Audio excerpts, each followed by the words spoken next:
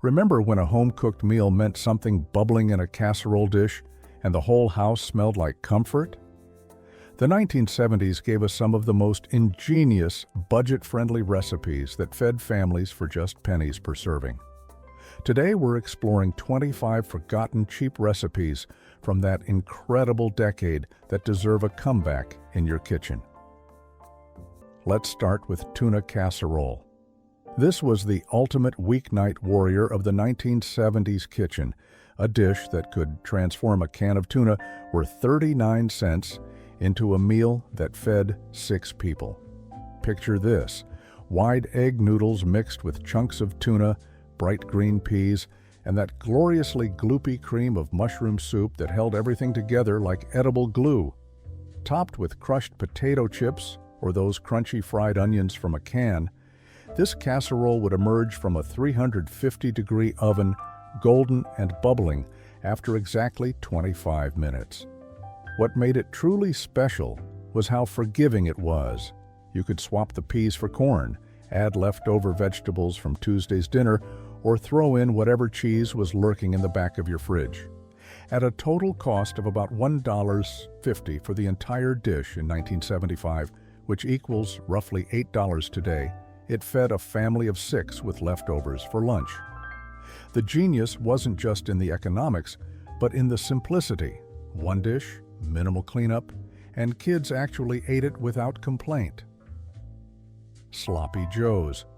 Ground beef was 49 cents a pound in 1974, and clever home cooks could stretch 1 pound to feed 8 people when they made Sloppy Joes. The secret was in the sauce, a tangy mixture of ketchup, yellow mustard, brown sugar, and Worcestershire sauce that transformed ordinary ground beef into something magical. You'd brown the meat in a cast-iron skillet, the same one your mother got as a wedding gift. Then add diced onions that cost maybe a nickel. The smell would fill the kitchen as everything simmered together for 15 minutes, the sauce thickening and coating every morsel of meat. Served on hamburger buns that came 8 to a package for 29 cents, this was Friday night dinner when payday was still 3 days away. Schools served it every other Wednesday, and kids would line up twice for seconds.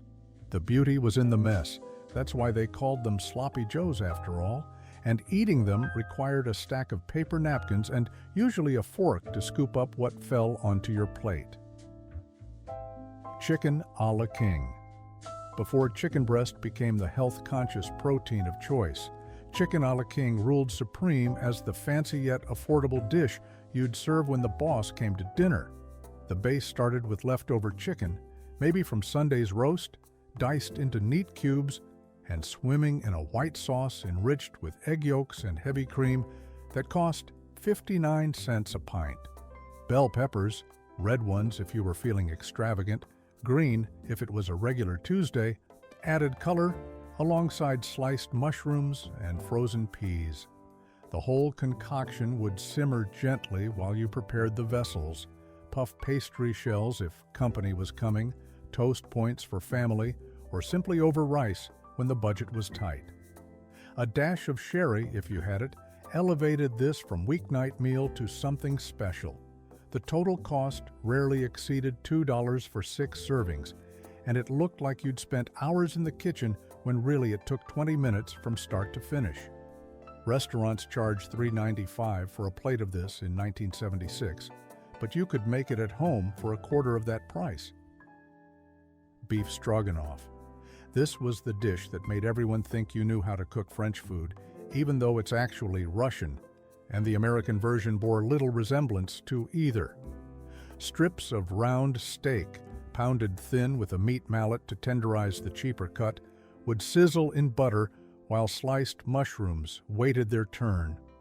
The magic happened when you added sour cream, Daisy brand, 39 cents for a full pint, creating that distinctive tan sauce that clung to wide egg noodles like silk. A tablespoon of tomato paste gave it depth, while beef bouillon cubes at 3 cents each provided the rich base. The entire dish cost maybe $3 to make in 1975 and fed 6 hungry teenagers with seconds to spare. What made the 70s version unique was the addition of a can of cream of mushroom soup, which purists would scoff at but busy mothers swore by. It guaranteed the sauce wouldn't break, even if you kept it warm on the stove for an hour, waiting for Dad to get home from his shift. Cabbage rolls. Every Eastern European grandmother had her version, but the 1970s Americanized cabbage roll was a masterpiece of frugal cooking. A head of cabbage cost 19 cents a pound and could yield 20 rolls when you carefully peeled each leaf after blanching the whole head in boiling water.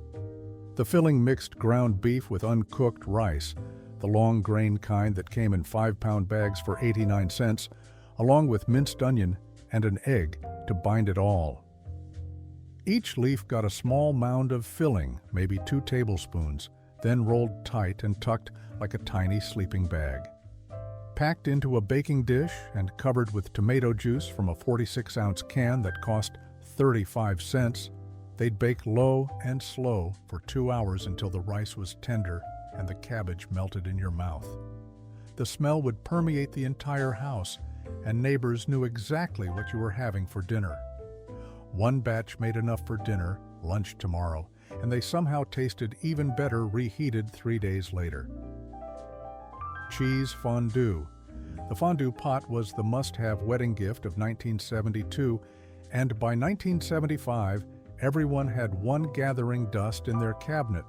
Until New Year's Eve or someone's birthday rolled around, Swiss cheese was the splurge at. Rubbing the pot with a garlic clove cost nothing but added everything, then in went white wine or apple juice if the Baptists were coming over.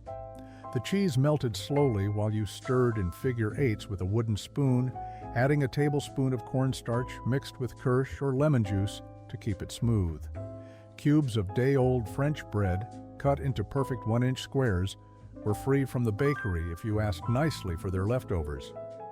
The ritual of spearing bread, swirling it in the molten cheese, and trying not to lose your bread in the pot became the entertainment. If you did drop your bread, tradition demanded you kiss the person next to you, which explained why teenagers suddenly loved their parents' dinner parties. Meatloaf. No dish symbolized home cooking in the 1970s quite like meatloaf, that rectangular monument to making do with what you had. The base was 2 pounds of ground beef, but smart cooks mixed in ground pork at 39 cents a pound for moisture and flavor. Breadcrumbs from stale bread you'd been saving in a coffee can, 2 eggs from the dozen that cost 59 cents, and enough milk to make it hold together but not fall apart. The secret ingredients varied by family. Some added a packet of onion soup mix, others used crushed saltines, and every grandmother swore by something different. The glaze on top, that glossy coat of ketchup mixed with brown sugar and mustard, caramelized in the oven, creating the perfect sweet, tangy crust that kids would fight over. Baked for an hour at 350 degrees, one meatloaf fed the family twice, hot the first night with mashed potatoes and green beans, then cold in sandwiches with mayo and lettuce for lunch all week. Total cost in 1974, about $250 for 8 servings. Spam and eggs.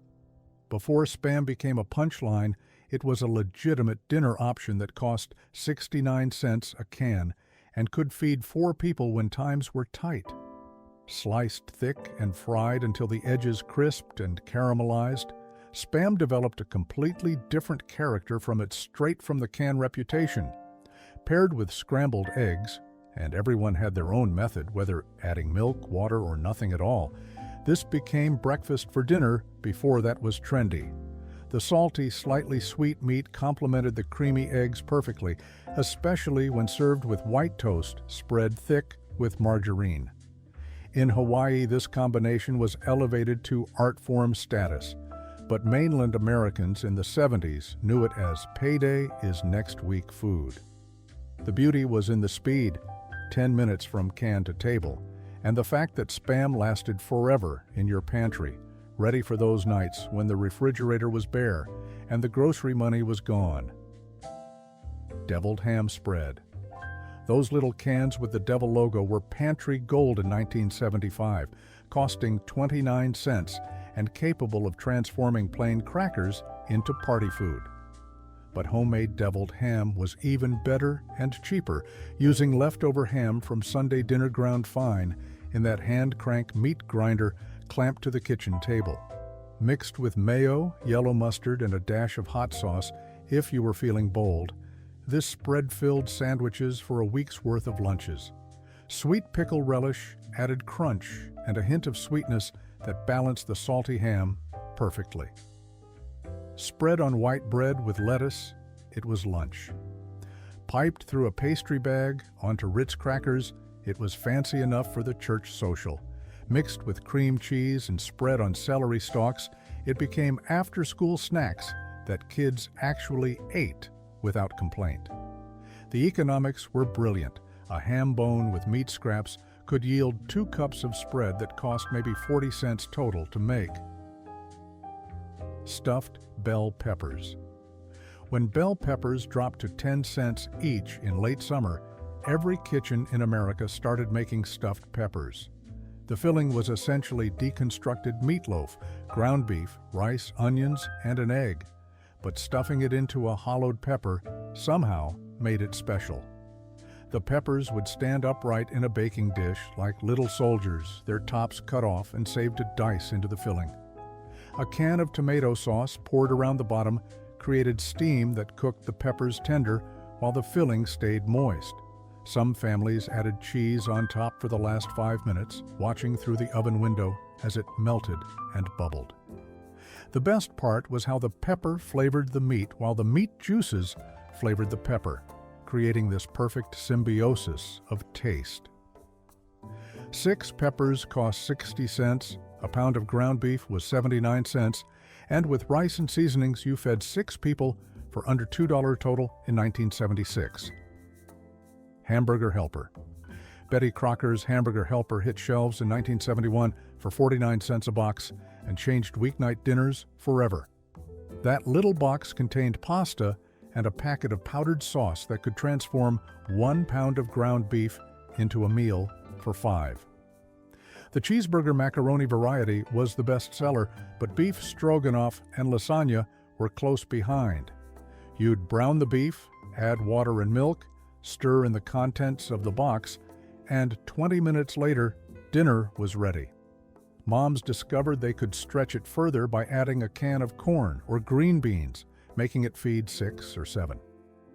The sodium content would horrify modern nutritionists, but in the 70s, this was space-age convenience food that actually tasted good. Kids loved it because it was essentially pasta with cheese sauce and meat. What's not to love? By 1975, 1 in 4 American families ate Hamburger Helper at least once a week. Jell-O salad. No church potluck or family reunion was complete without at least 3 varieties of Jell-O salad, those shimmering monuments to 1970s creativity. The base was always Jell-O. Lime, orange, or strawberry were the favorites, made with slightly less water to keep it firm. Then came the add-ins: canned fruit cocktail, mandarin oranges, or crushed pineapple. All was drained, but that juice got saved to replace some of the water. Miniature marshmallows went in while it was still warm so they'd partially dissolve, creating white swirls throughout. The fancy versions included a layer of cream cheese mixed with Cool Whip, creating a two-tone effect when you sliced it. Some added cottage cheese, which sounds awful now, but somehow worked then. Chopped walnuts or pecans gave it crunch. The whole production cost maybe 75 cents in 1974 and served 12. These salads were considered healthy because they contained fruit, ignoring the cup of sugar in each box of Jell-O. Ambrosia salad. Ambrosia was what happened when fruit salad decided to party. Canned mandarin oranges, crushed pineapple, maraschino cherries, and mini marshmallows formed the base, each ingredient bringing its own special sweetness. The dressing was either Cool Whip, which cost 39 cents a tub, or sour cream mixed with a little sugar for those who found straight Cool Whip too sweet. Shredded coconut, the sweetened kind that came in bags, added texture and tropical flair. Some families added chopped walnuts or pecans, others threw in sliced bananas at the last minute. The color alone was worth the price of admission. Orange, white, pink, and pale yellow, all mixing in a cut glass bowl that caught the light. It straddled the line between side dish and dessert, often appearing at both Thanksgiving and Christmas dinners. The total cost was about $1 to make a bowl that served 10, and kids would eat fruit this way when they'd refuse it any other form. Fried chicken and waffles. Long before this became a trendy brunch item, Southern families were serving fried chicken and waffles for Sunday supper. The chicken was fried in Crisco, which cost 89 cents for a 3-pound can and could be reused if you strained it through cheesecloth. The coating was simple flour seasoned with salt, pepper, and paprika, maybe some garlic powder if you were fancy. The waffles came from biscuit mix, 49 cents a box, made in that round waffle iron that created 4 perfect sections. The magic was in the combination: salty, crispy chicken with sweet, soft waffles, all drizzled with log cabin syrup that cost 69 cents for a big bottle. This meal could happen because chicken was cheap, especially if you bought a whole one for 29 cents a pound and cut it up yourself. The entire meal cost about $2 to feed a family of 5 in 1975. Hot dogs in a blanket. When hot dogs were 8 for 59 cents and a can of refrigerated biscuits cost 25 cents, this became the go-to meal for busy weeknights. You'd wrap each hot dog in a biscuit, stretching the dough to cover it completely, then bake until golden brown. Kids loved them because they were fun to eat, like corn dogs, but better. Some moms got creative, adding a slice of American cheese before wrapping or brushing the tops with butter and sprinkling garlic salt. The fancy version used crescent roll dough, which cost 10 cents more but made them seem almost gourmet. Served with French fries from a frozen bag, and you had a meal that cost less than $1 total but made kids think they were eating restaurant food. These also worked as party food, cut into thirds and secured with toothpicks, becoming pigs in a blanket that disappeared faster than you could refill the tray. Tuna salad with potato chips. This wasn't health food, but it was ingenious comfort food that cost practically nothing. Basic tuna salad, canned tuna, mayo, minced celery, and maybe some pickle relish, got spooned over a plate of potato chips instead of bread. The chips would start to soften just slightly from the moisture of the tuna, creating this perfect balance of creamy and crunchy. Lay's chips were 49 cents for a big bag in 1973. Tuna was 29 cents a can, and this fed 2 people lunch for under $1 total. Some families made it fancy by using Fritos or Doritos when those came to town. The dish worked because the salt from the chips enhanced the mild tuna, while the tuna's protein made you feel like you'd eaten something substantial. Macaroni and cheese with tuna. Kraft macaroni and cheese cost 19 cents a box in 1974, and adding a can of tuna turned it into a complete meal that fed 4. This wasn't gourmet, but it was Tuesday night when Mom worked late and Dad had to cook. The orange powdered cheese mixed with butter and milk created that distinctly artificial but oddly satisfying sauce that coated both the macaroni and the chunks of tuna. Some families added frozen peas for color and nutrition. Others topped it with crushed crackers and baked it for 10 minutes to fancy it up. The combination sounds strange now, but the mild fish actually complemented the cheese well, adding protein and substance to what was otherwise just carbs and dairy. Kids who wouldn't touch a tuna sandwich would devour this because the cheese masked any fishiness. Chopped liver. Jewish grandmothers had been making chopped liver for generations, but the 1970s version became mainstream party food. Chicken livers were practically free from the butcher, maybe 19 cents a pound, and when sautéed with onions and schmaltz, rendered chicken fat and chopped with hard-boiled eggs, they transformed into a rich spread. The key was the hand chopping, no food processor, which made the texture both chunky and spreadable. Served on rye bread or crackers, this was elegant appetizer food that cost almost nothing to make. A pound of livers, 2 onions, and 4 eggs yielded enough spread for 20 people. Total cost under 50 cents. The 70s version often added mayo to make it spreadable and milder, appeasing American palates not used to organ meat. Pigs in a blanket. Different from hot dogs in a blanket, these were cocktail wieners wrapped in triangles of crescent roll dough, baked until golden and served with mustard for dipping. A package of Little Smokies cost 79 cents and contained about 40 tiny sausages. 2 cans of crescent rolls at 35 cents each provided enough dough. Cut each triangle into 3 smaller triangles, wrap a sausage, and bake for 12 minutes. You'd have 120 pieces of party food for less than $1.50 total. These were the law at 70s parties, usually disappearing before the cheese ball was even half gone. The beauty was they could be assembled ahead and baked just before guests arrived, filling the house with that irresistible smell of baking bread and meat. Beef and bean chili. When ground beef climbed to 89 cents a pound in 1978, smart cooks stretched it with beans. Kidney beans, pinto beans, whatever, was on sale for 15 cents a can.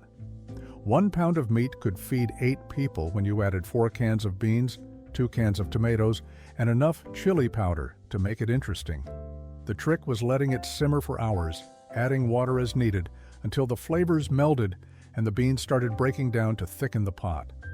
Served over rice or with cornbread, this could feed a crowd for under $3 total. The leftovers were even better, spooned over hot dogs or baked potatoes later in the week. Casserole with cream of mushroom soup.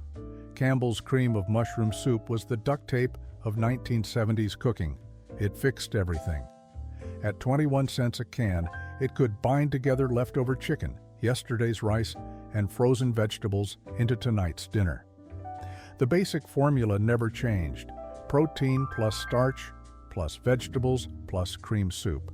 Baked at 350 until bubbly. You might top it with cheese, crushed chips, or those French fried onions, depending on what was in the pantry. These casseroles were infinitely variable and completely forgiving. Too dry? Add another can of soup. Too wet? More crackers on top. The mushroom soup added umami before anyone knew that word, making even the blandest ingredients taste rich and satisfying. Tuna noodle salad. Summer's answer to tuna casserole, this cold pasta salad, showed up at every picnic and potluck from Memorial Day to Labor Day. Elbow macaroni or shell pasta, cooked and cooled, mixed with canned tuna, mayo, and sweet pickle relish, formed the base. Diced hard-boiled eggs added richness. Frozen peas, thawed but not cooked, added color and sweetness, and celery gave it crunch. Some families added cheese cubes or sliced olives. The dressing was mayo thinned with a little pickle juice and seasoned with yellow mustard, salt, pepper, and paprika for color. A big bowl cost maybe $1.50 to make in 1976 and fed 12 as a side dish. Quiche Lorraine.